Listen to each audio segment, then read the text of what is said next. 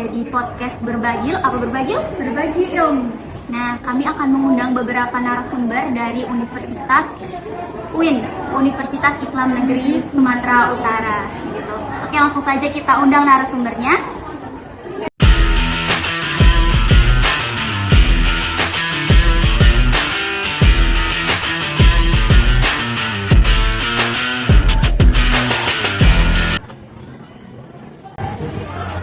Nah, sebelumnya selamat datang di podcast Berbagil ya. Nah, kami sebagai co-host di sini ya, dengan saya Siti Anjani.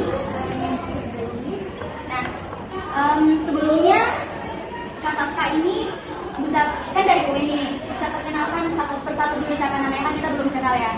Nah, tak kenal maka tak sayang, kata pepatah seperti itu. Boleh perkenalkan dari saya. Saya Nabila Menggunakan. Saya Yuliawan Ginting. Saya sendiri kalau bicara saya dari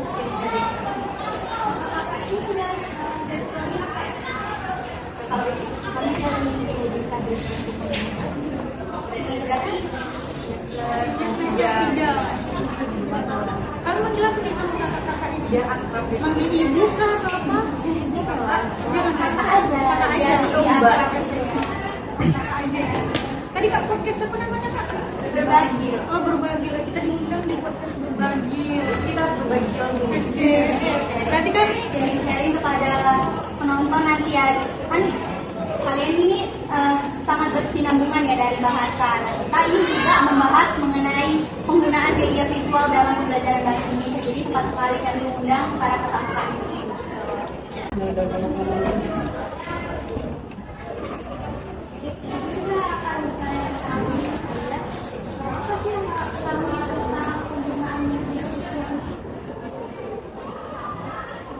menurut saya sih kak, media visual ini kayak media yang pembelajaran lebih asik, lebih ke gambar. Menurut saya kami sebagai yang belajar di media visual ini kayak lebih asik gitu, melihat gambar, nggak monoton gitu menurut saya ya kak.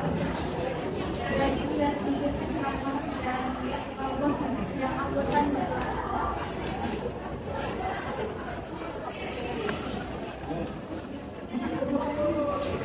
Kalau dari yang lainnya, ada nggak? Menurut kalian gimana nih penggunaan media visual dalam pembelajaran? Menurut saya tuh karena kayak kita bisa langsung nampak gitu pembelajarannya kayak mana, kita bisa lihat dari pandangan mata kita sendiri tanpa hanya kita imajinasi doang. Belajar karena kan bisa membuat anak-anak membayangkannya, tengok harus dibayangkan. Oke, berarti pembelajaran itu bisa jauh lebih interaktif lah begitu dengan media visual. Nah, ternyata banyak banget ya manfaatnya tadi, kayak lebih interaktif, terus penggunaan media itu lebih buat siswa nggak bosan, tapi gitu ya. Nah, lebih menarik juga gitu kan. Nah, jadi apa nih menurut kalian tantangan dalam penggunaan media visual yang udah kalian terapkan ini? Kan kalian dari bahasa Indonesia ya begitu. Apa sih tantangannya gitu? Pasti ada sih kak tantangannya. Terlebih lagi soal akses, kan nggak semua sekolah punya perangkat lengkap untuk interaktif itu. Jadi sulit lah kak diterapkan untuk di semua sekolah-sekolah. Benar sih kak, kata Yuli, yang ada juga guru yang nggak pandai dengan teknologi. Jadi kan kadang guru nggak pandai gitu menginteraksikan dalam gambarnya gitu, dalam pembelajaran mereka. Berarti apa ya, terkendala oleh teknologi tadi ya, seperti apa tadi, terkendala oleh guru sendiri yang nggak pandai teknologi. Nah, kan ada nih salah satu media visual itu seperti poster begitu. Nah, itu menurut kalian bagaimana poster itu? Gitu. Kan enggak, itu kan poster itu nggak harus dari teknologi ya, bisa juga si gurunya tadi entah dia beli gambar kayak poster baru kita belajarkan di kelas, nah begitu. Menurut kalian bagaimana? Efektif nggak atau efektif lagi pakai teknologi yang tadi? Kita bandingkan ya gitu. Gambar cuman supaya lebih menarik, karena menarik dari biasanya kan lebih ke anak SD gitu kan, yang gambar yang itu kalau misalnya di digital kan lebih oke gitu daripada gambar. Ya tergantung materi pembelajarannya sih kak. Kalau poster itu kalau dia udah cerita-cerita terus dia ada gambarnya bisa Tapi guru tidak hanya menjadikan poster itu sebagai medianya, tidak berpatokan gitu lah. Guru harus juga menjelaskan poster itu tentang apa gitu, jadi tidak menyebutkan saja. Hanya membuat kayak siswa itu menarik aja sih. Berarti nggak harus berpatokan pada poster tadi ya, berarti harus ada juga penjelasan dari gurunya, istilah materinya harus jelas lah gitu, jadi seperti paham gitu ya. Berarti memang sangat efektif ya. Nah, bagaimana ini? Kan kesiapan gurunya tadi harus tentang apa? Terus harus tentang apa namanya? Pembelajaran itu harus secara terstruktur seperti yang tadi kan. Nah, bagaimana dengan kesiapan siswanya menurut kalian? Kan kalian ini calon guru ya dari tarbiyah. Bagaimana tentang kesiapan siswanya dalam mempelajari media?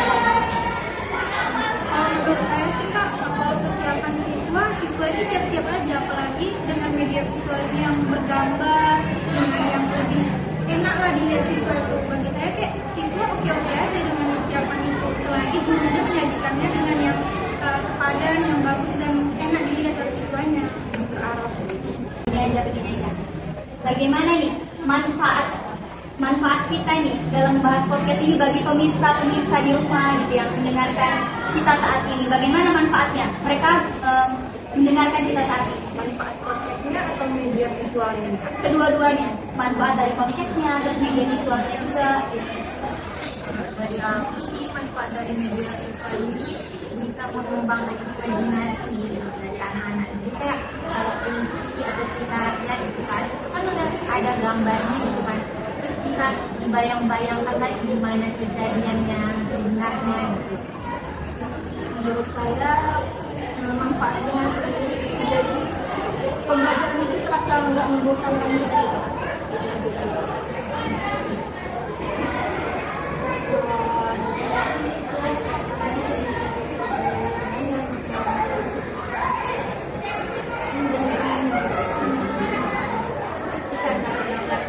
Terus menarik juga, ini dari segi warna-warni ya, jadi lebih Menjawab dari yang kita ditanya dari kami nanti, kayaknya supaya siswa itu tetap enak gitu dengan visual terlebih, mungkin caranya seorang guru ini harus lebih kayak membuat PowerPoint, berarti berdasarkan poster saja, gambar-gambar saja. Dia mengajarkan PowerPoint itu kan kayak visual juga kita lihat seorang siswa, jadi kayak nggak boring, nggak gitu-gitu aja gitu sih Kak. Dengar yang sudah setia mendengar podcast dari kami. Semoga podcast yang sudah kita dengar dari mahasiswi ini bisa bermanfaat untuk para penonton. Sampai jumpa di episode selanjutnya. Bye bye.